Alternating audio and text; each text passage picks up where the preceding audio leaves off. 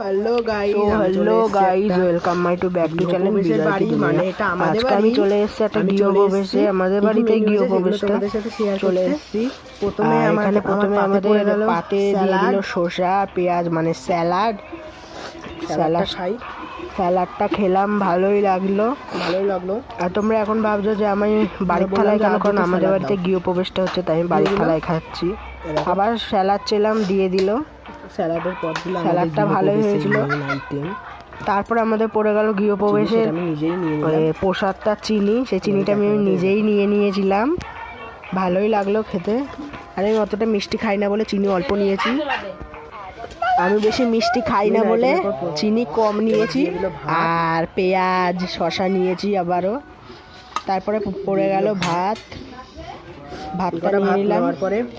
ভাতের পরে ছিল ডাল, ভেজ ডাল ছিল, পটল চিংড়ি ছিল, সেগুলো